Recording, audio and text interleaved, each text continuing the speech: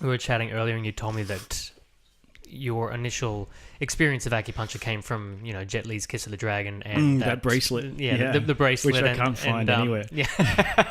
I've looked for them too. And the mystical world of the traditional Chinese arts. With your perception of that and then what you found, how did that, like, were you shocked? Were you, not surprised that, what were your expectations? I think I wasn't surprised since there was about 14 years difference between that Jet Li movie and me doing acupuncture. Mm-hmm. And I already lectured and requested lots of things from the guy that treated me about, I'm like, can you kill someone with acupuncture? He's like, of course you can, but it's not like the movies. It's more like you're negligent. But the teaching environment was very different to which teacher you had. Mm-hmm. So that was a big thing. So some very scientific base, as you know, and then some very spiritual, some a little bit of both, which made it good. It made it dynamic, but also at the same time made it a little bit confusing. So, but they definitely learnt very quick. It's not like Kiss of the Dragon. Yes. Yeah. Unfortunately. Yeah. So when you say the two different scientific and then spiritual, you mean the two different paradigms? So the TCM model and then the Western model that we learn at the same time? Yeah, definitely. I think you don't go in. I didn't even know that I was in a TCM foundation class, that everyone in that class was an acupuncturist for probably about the first 3 weeks till I asked someone, are you studying acupuncture? Because it was just so different. It was such a different environment, like what we're learning. I'm like, oh, it's just like, your biology class is everyone. It's just the same as a biology class. I don't tend to read a lot of the small print, so I didn't really read the subject outline. That probably would have helped.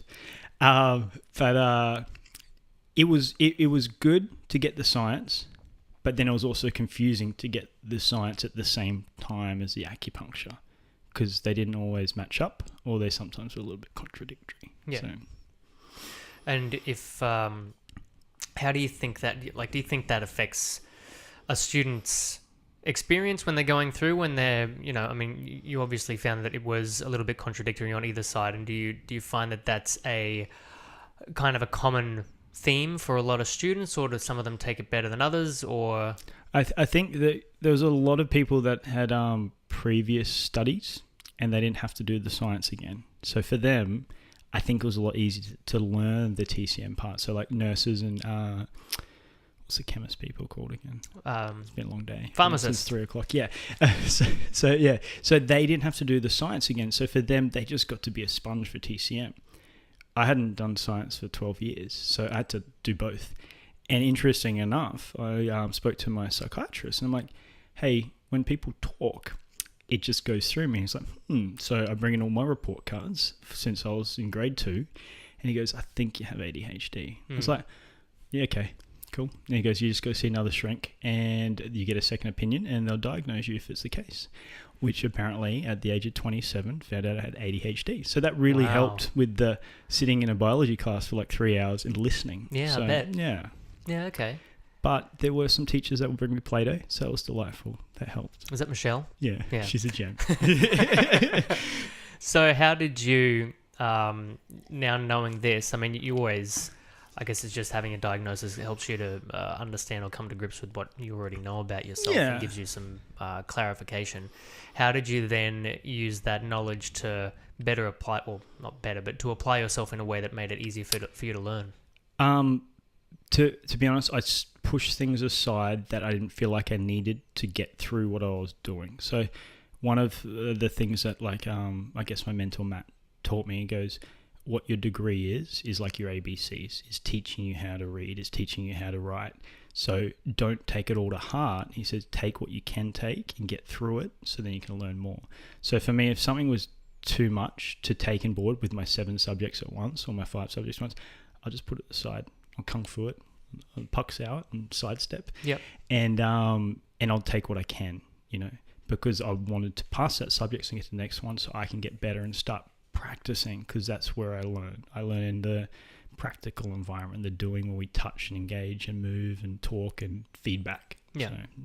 So, So definitely more kinesthetic, that's the one, as Michelle would say. Yes. So, and you found, if we can touch on briefly, an interesting, call it a loophole, which is something that I had wanted to do when I was studying acupuncture, which was to do a course in. Can we talk about it? Of course we can. A course in, you had already got your diploma in Tui Na, and then using that, you were able to do a course in dry needling. Then while you're studying acupuncture, you had found a way to, in a way, deliver needling therapy in whichever way you want to call that. Well, it was dry needling. But so because I guess for me, I would always do it, like even once I finish the course, because it's something we don't touch on as acupuncturists, specifically the way that dry needling's done from the musculoskeletal approach, right? Sure. So I spoke to these guys at Red Coral and spoke about their course and all this, and they send dry needle guys, physiotherapists usually around Australia, and they hold courses. So doing my level 1 dry needling, which is a 3-day course, and it was fantastic. Like it wasn't like a walkover. I've got 2 manuals, like an inch thick of knowledge. Everything's referred to trials and studies and things like that. And it was me, a massage therapist, and about 25 physios that were arrogant, excuse my language.